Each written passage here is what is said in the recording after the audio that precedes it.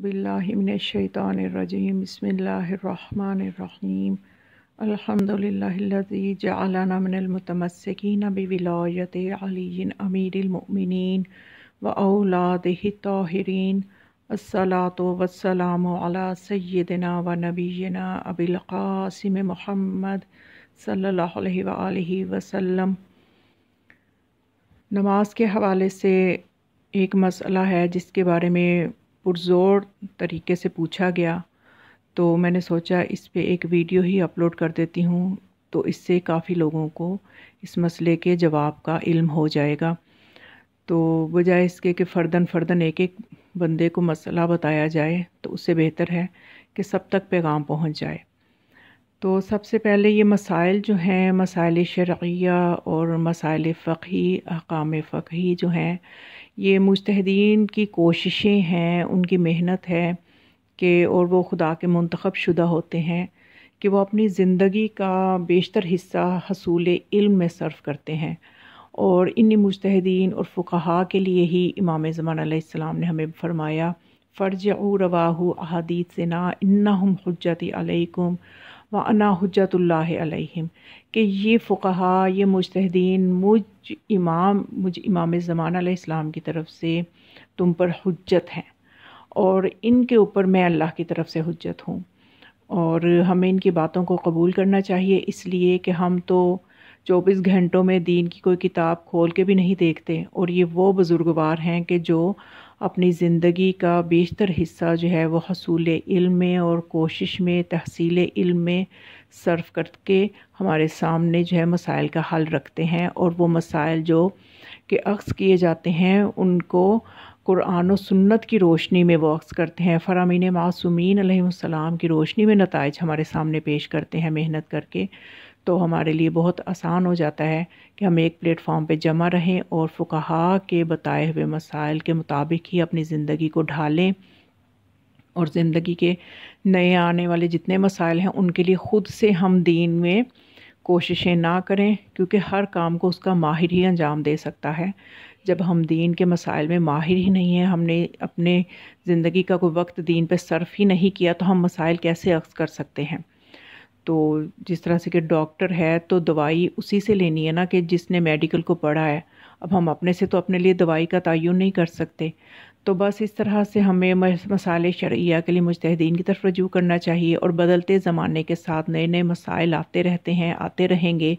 तो इसलिए मकतब अहले बैत अलैहिमुस्सलाम में इज्तिहाद का दरवाज़ा खुला है, और ये बेसरो समानी वाला आलम नहीं है, क्योंकि इन मुज्तहिदीन पे हुज्जत जो है वो ज़माने का इमाम है जो कि हाजिर है, और इन मुज्तहिदीन पर हुज्जत है। इसलिए हम एक बहुत अच्छे सिलसिले के साथ मुतमस्सिक हैं, सिलसिला विलायत के साथ, और वो यही रास्ता जो हमें है, मुज्तहिदीन का रास्ता ही हमें कुरान और सुन्नत और इमाम ज़मान अलैहिस्सलाम से मिलाता है।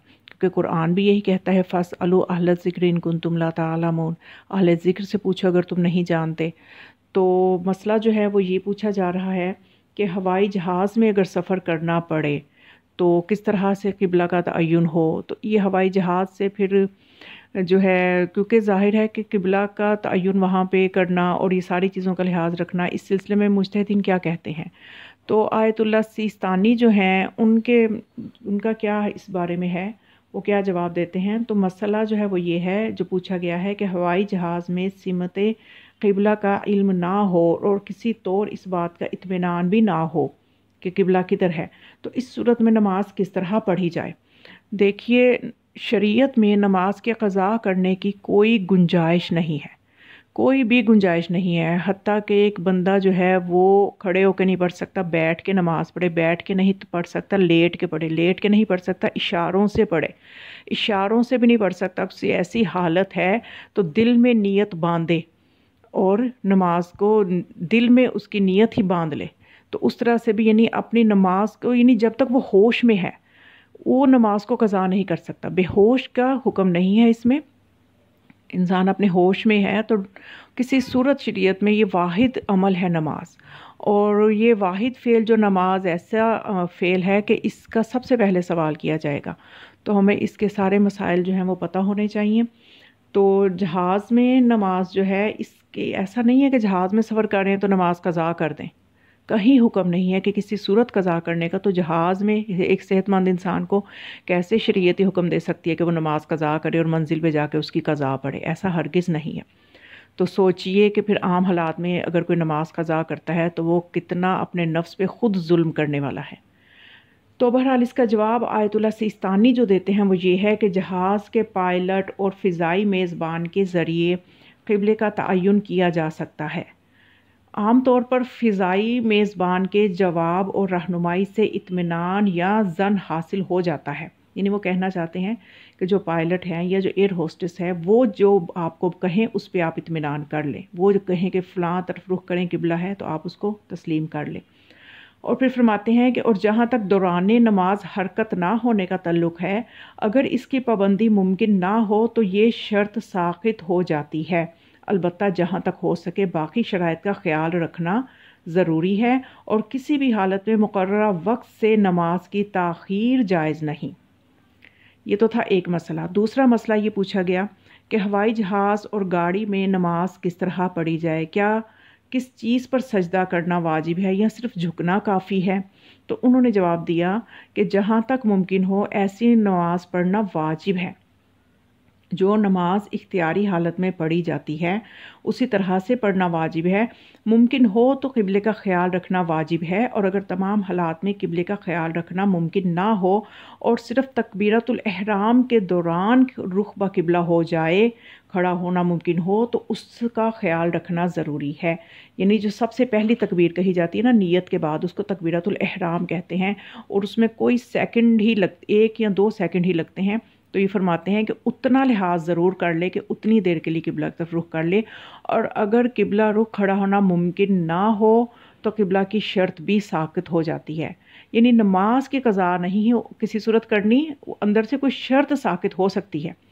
تو وہی وہ فرماتے ہیں کہ قبلہ کی شرط پھر ساقط ہو جائے گی اگر قبلہ رخ کھڑا ہونا ممکن نہیں ہے، یعنی نماز درست ہی سمجھی جائے گی.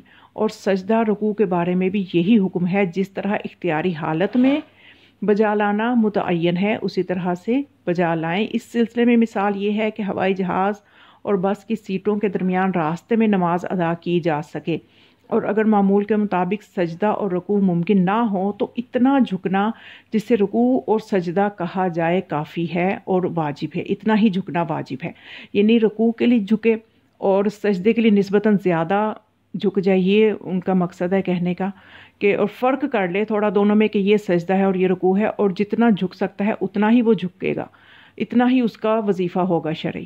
اور پھر فرماتے ہیں کہ اس کے علاوہ دوران سجدہ پیشانی کو سجدہ گاہ پر رکھنا ضروری ہے، گرچہ اس عمل کے لیے سجدہ گاہ کو اوپر اٹھانا پڑے اور مذکورہ مقدار میں جھکنا ممکن نہ ہو تو رکوع اور سجدے کے بدلے اشارہ ہی کافی ہے.